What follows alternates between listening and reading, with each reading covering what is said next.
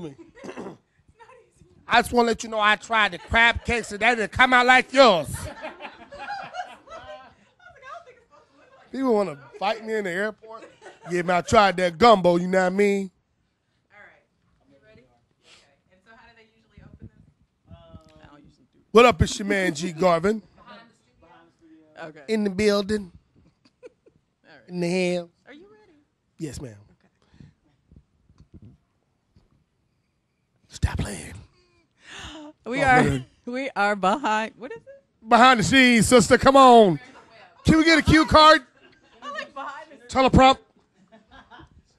Help her.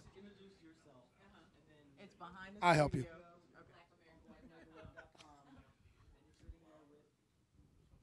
Bobby Brown. Right. I was gonna say you really want me to say. Okay, here we go. You rolling? Hi, this is Nikki Woods, and it is behind Nick the in the building. studio on BlackAmericaWeb.com, and I have the very talented G. Garvin. Notice the cookbook, G. Garvin.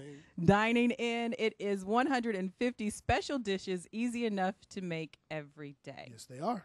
So tell us what inspired this cookbook, because you have a ton of them. You know, it's funny because this book was inspired by the love of eating at home, but actually wanting to enjoy a meal as if you were out.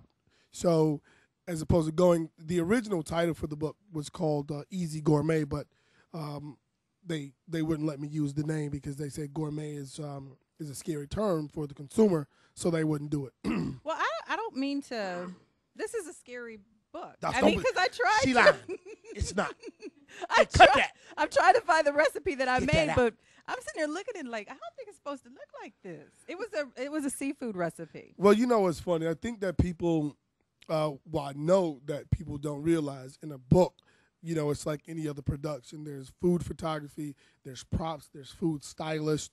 All of these things matter when you're doing a cookbook. So it won't actually look exactly like you will in a book But because I of the cute food photography. square plates and everything, and it's still. Oh yeah, but you got to understand, like the way when I did this dish, you know, I probably set it up and we shot it a few different ways, and then we stacked it up again, and we spray a little oil on it so it shine. You know what I mean? There's a lot of little tricks and secrets. So, well, let's talk about that. What are like some of the tricks and secrets that just everyday people can take and just make everything better? Not necessarily things in your book, but just everything.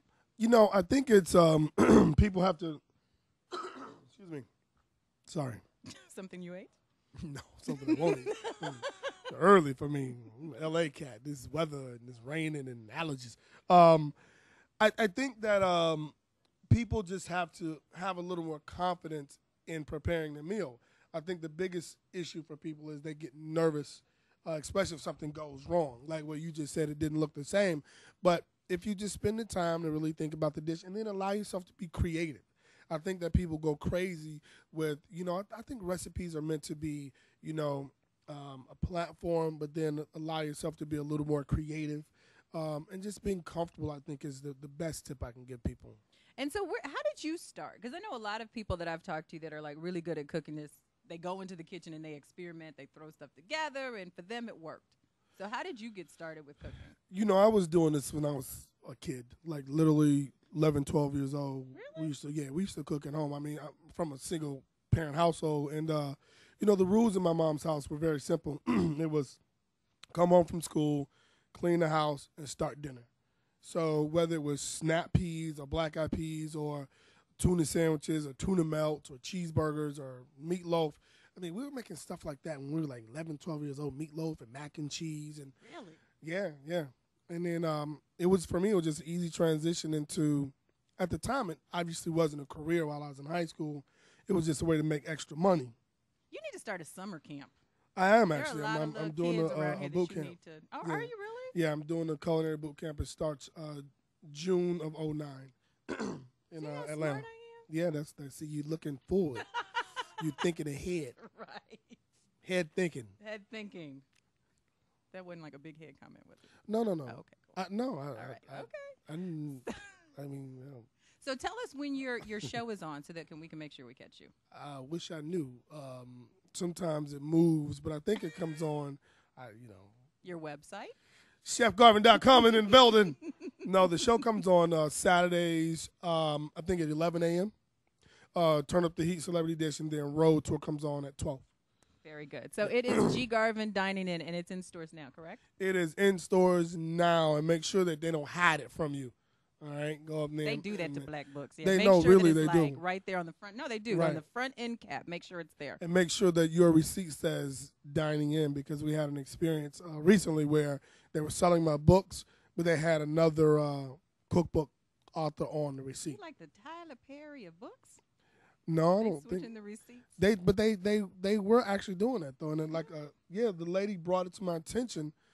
She said, I just bought your book, but it says Rachel Ray, and I said, no, I'm not kidding. True story. I mean, I don't know if it was a mistake or whatever, but a few people, it's all sorts of things happen that you don't realize in the book industry with African American chefs. You just, have the time you can't find the books, and they go, oh, well, we got 20 in, but you can't find them, so you got to stay on top of it. Well, you are our favorite. Thank you for spending time with us. Thanks for having me. I appreciate it. It's G. Garvin. Leaving the building.